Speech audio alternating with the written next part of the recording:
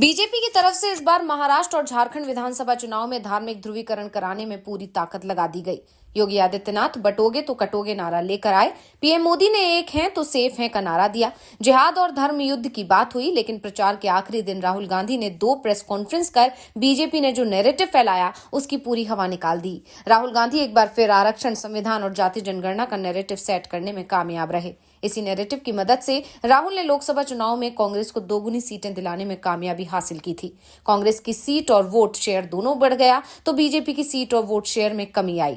अब एक बार फिर राहुल ने बीजेपी के साथ खेल कर दिया है। राहुल ने कहा कि देश में आदिवासियों, दलितों और पिछड़ों की सही आबादी और भागीदारी कोई नहीं जानता। जब मैं मीडिया, कॉर्पोरेट, जुडिशरी या बड़े अस्पताल देखता हूं तो उनके मालिकों या मैनेजमेंट की लिस्ट में मुझे दलित, आदिवासी या पिछड़े वर्ग के लोग नहीं दिखते। हम पता लगाना चाहते हैं कि हिंदुस्तान के पावर स्ट्रक्चर में ये लोग कहां हैं, उनकी देश चलाने में कितनी भागीदारी है। हम इसका जवाब चाहते हैं। जातिगत जनगणना का यही मकसद है, राहुल ने कहा।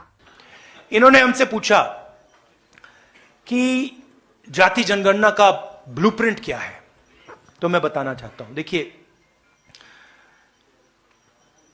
तेलंगाना में और कर्नाटक में हमारी सरकार है और वहां पे हम जाति जनगणना के कॉन्सेप्ट को डेवलप कर रहे हैं।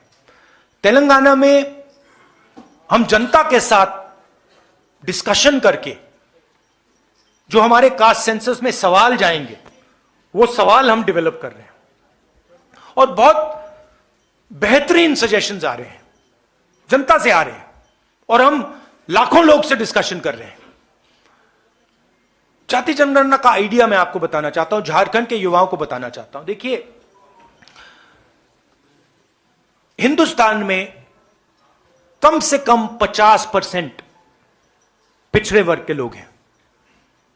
कोई जानता नहीं कितने हैं।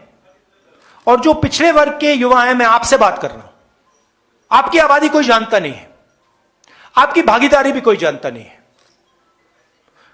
दलित 15% है, आपकी आबादी लोग जानते हैं मगर आपकी भागीदारी कोई नहीं जानता। आपका पार्टिसिपेशन कितना है, पावर स्ट्रक्चर में आप कितने लोग हो, कोई नहीं जानता।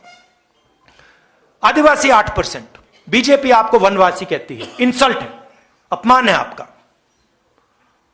आप 8% आपकी आबादी, भागीदारी कोई नहीं जानता। मगर जब मैं मीडिया के मित्रों को देखता हूं, कॉर्पोरेट इंडिया को देखता हूं, जुडिशरी को देखता हूं, प्राइवेट अस्पताल, प्राइवेट यूनिवर्सिटी, प्राइवेट कॉलेजेस, इनके मालिकों की लिस्ट देखता हूं, मुझे ना कोई आदिवासी दिखता है, ना कोई दलित दिखता है, ना कोई पिछड़े वर्ग का दिखता है। मीडिया के आप सबसे बड़े पत्रकारों की लिस्ट निकालिए, एंकर्स की लिस्ट निकालिए, वहां आपको आदिवासी नहीं मिलेगा, दलित नहीं मिलेगा, पिछड़े वर्ग का कोई नहीं मिलेगा। तो सवाल यह है कि 73% दलित, आदिवासी, पिछड़े लोग हैं और इनका हिंदुस्तान के पावर स्ट्रक्चर में कितनी जगह है, कितना पार्टिसिपेशन है। इस सवाल का हम जवाब निकालना चाहते हैं।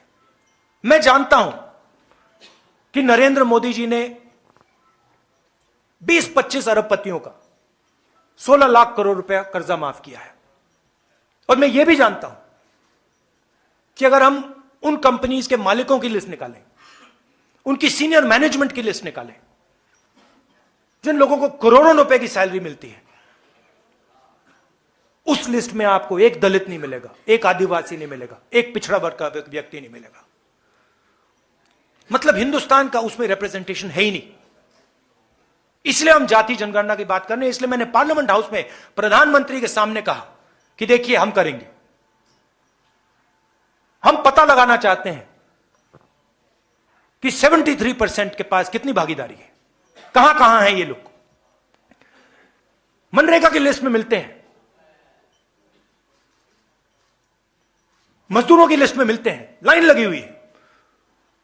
हम पता लगाना चाहते हैं हिंदुस्तान के पावर स्ट्रक्चर में कहां है। जाति जनगणना का यह कॉन्सेप्ट है और यह क्रांतिकारी कॉन्सेप्ट है। इससे हिंदुस्तान की राजनीति हमेशा के लिए बदल जाएगी। क्यों बदलेगी? क्योंकि 21वीं सदी डेटा की सेंचुरी है। डेटा जो 20th सेंचुरी में तेल काम करता था, उसको ब्लैक गोल्ड कहते थे, अब डेटा वो काम करेगा। ये सोने से भी मतलब कीमती चीज है। हम देश का डेटा निकालना चाहते हैं। हम पता लगाना चाहते हैं कि इन संस्थाओं में ओबीसी कितने, दलित कितने, आदिवासी कितने। हम पता लगाना चाहते हैं कि हिंदुस्तान में जो धन है, जो जीएसटी है, वो कहां जा रहा है, किसके हाथ जा रहा है।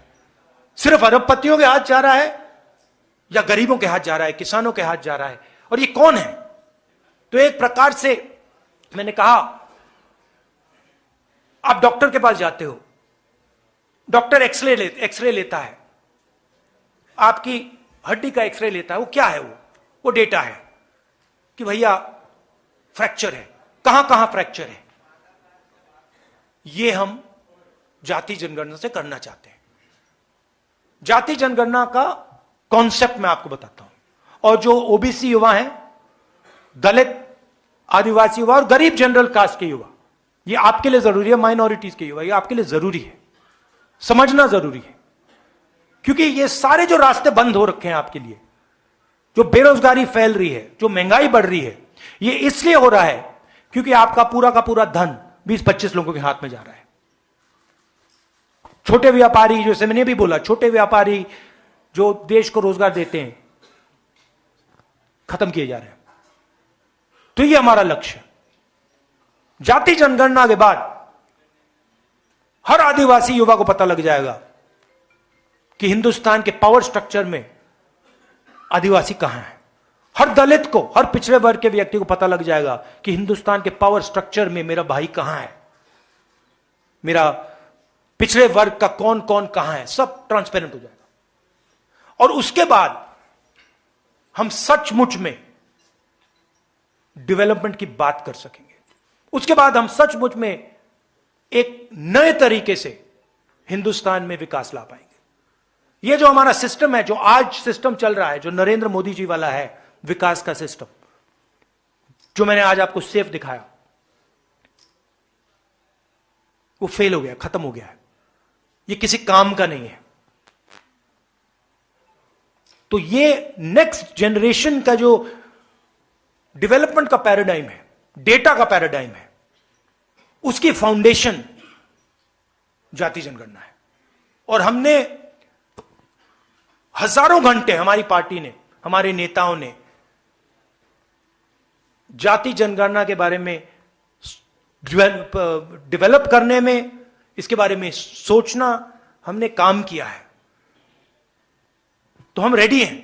तेलंगाना में इंप्लीमेंट होगा, कर्नाटक में इंप्लीमेंट होगा, झारखंड में हमारी सरकार आएगी, इंप्लीमेंट होगा।